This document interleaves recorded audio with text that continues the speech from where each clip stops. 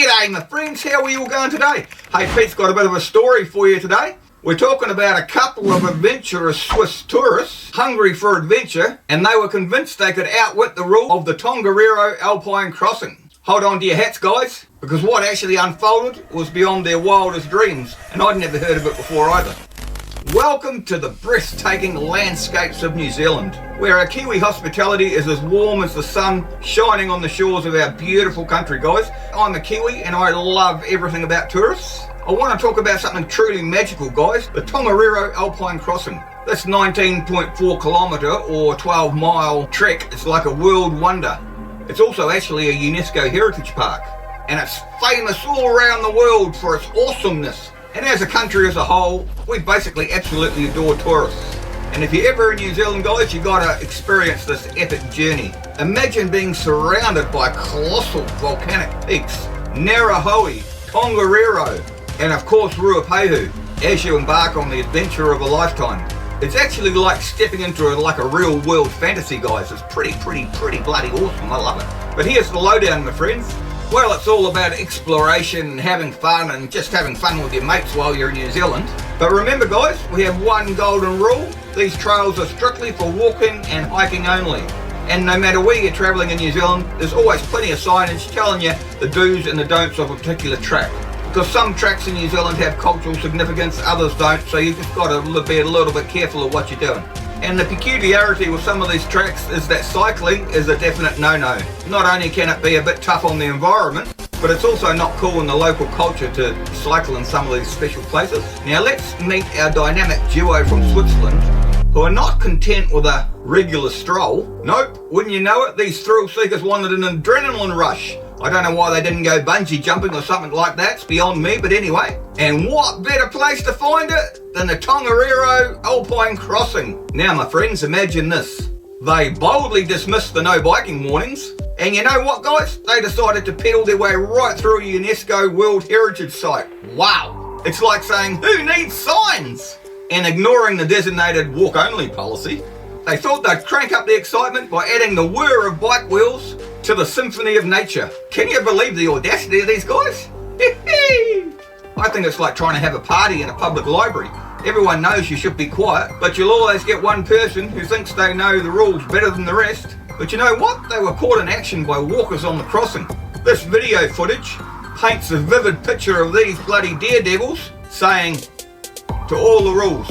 You can see them skillfully manoeuvring around breathtaking landscapes that a bike should be nowhere near, and riding around signs that have been placed on the track explicitly warning against mountain bike riding. But never fear, my friends.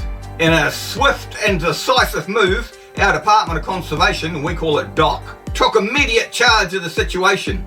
Imagine this, the bikes that were once zipping across the Tongariro Alpine Crossing were now in the hands of our environmental stewards. Good on you, Doc. The Department of Conservation confiscated their bikes. And these bikes were not cheap either, my friends. That putting an end to their daring mountain bike escapade. But wait guys, the story doesn't end there. Instead of just confiscating the bikes, each adventurer found themselves facing a $400 fine. You heard me right, guys? No bike and $400 each. Now that's not pocket change in anyone's language, guys. So I can hear you asking now, what's the big deal? Why such a stern penalty? Well guys, I like to have a bit of adventure the same as the next bloke, but when it comes to conservation, quite serious, because we've basically only got one planet and I really think we should look after it. The rules that we have here just aren't for show. Our Department of Conservation are the true guardians of our untouched landscapes, and I'd really like to keep it that way. And they're also there to protect the cultural identity of the place.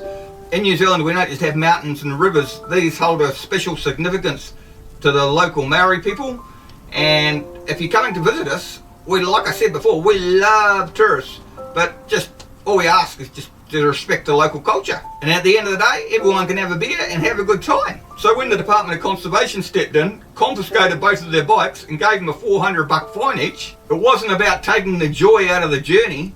I think it was just a gentle nudge reminding all of us, New Zealanders as well as tourists, how vital these rules are, and all they're doing is safeguarding the breathtaking beauty of New Zealand's natural wonders, that's all. So in other words, all they're doing is looking after the planet, and you can't really moan about that. But hey my friends, this is just not a lecture on rules and regulations that you must follow. It's just a friendly reminder to honour our fantastic culture and all the natural wonders we're so lucky to have as Kiwis in this wonderful country that I call home, New Zealand. So guys, if you're watching this from overseas and you feel like coming and doing your own Tongariro Alpine Crossing, here's the scoop guys. Keep it exciting, keep it joyful, but of course, just play within the rules. Happy trails guys, see you next time. Oh, by the way, if you want to see another couple of videos, I'll put one either side. Once again, thanks to all those people who bought Peter coffee. It's really, really awesome. Helps me get around the country. And we'll see you next time, my friends. Bye.